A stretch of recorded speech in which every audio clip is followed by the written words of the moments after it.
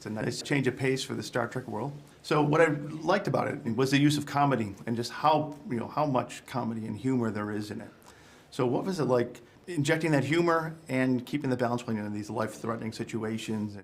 I mean, for me, I wanted to play Laura as she is serious, disciplinarian, taking no nonsense, but I wanted to inject the humor in a way that she doesn't know she's funny, but people watching find her funny. So I wanted to get that balance right, and I think I managed to do it in that the best way when you're acting and you're not trying too hard to be funny. So I just wanted to play her as is and just use timing and inflections and voice to add the humor, but the character herself is super serious. I think I got that balance pretty good, because I've been doing comedy a long time. I think you nailed it. Yeah.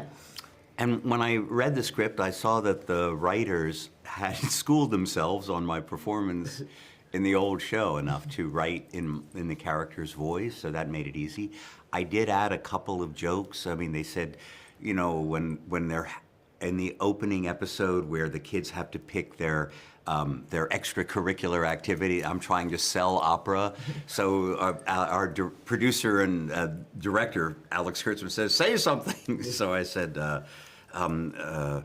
murder, suicide, revenge, anyone? You know, what else? What are opera's selling points, right?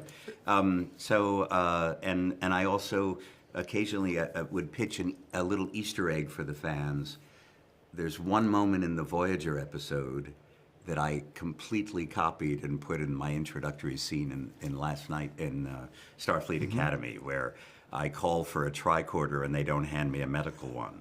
Same inflection, same line, just as a little fan joke. And it got a big laugh in the theatre. Yeah. And I didn't know that it was an Easter egg. And I was like, why did that get a big laugh? It's not a funny line, but it is if you know. Big laugh, because if you know, you know. If you're Same a exact thing. hardcore fan, you go, look at that, he did it again. Yeah. And your murder, you know, the opera joke, that went very well too. Yeah. Thank you. No, it's the character is used quite a bit for comic relief, but later on in the first season, I have the most dramatic episode that's ever been called for with the characters. So they're hitting all the high points. I mean, we're blessed with fantastic writers. Exactly. Who writes the characters, and they let us ad-lib a little bit. You know, Alex likes to. He'll say to me, ad-lib a little, just say whatever comes into your head. And some of those ad-libs got into the episode. Yeah. I'm like, oh my God, that was an ad-lib. I love that. Totally different than 30 years ago. Yeah. If you wanted to be spontaneous, you had to be spontaneous 5 days in advance. Oh, wow. And then submit your spontaneous joke. And then it went through several people of review, and then it would appear in the script if they liked it.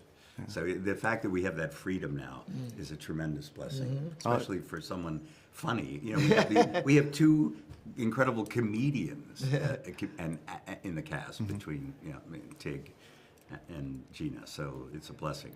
Yeah, I have to assume that some of what happened on that table, that when you're being sewn up and taken care of, there's some good improv in there. Yeah. But I think you're really nailing it. I think that's one of the things I really enjoyed about it is how much I got to laugh along with this great, amazing story arcs and personal arcs and the attack on the ship and all that. Fantastic.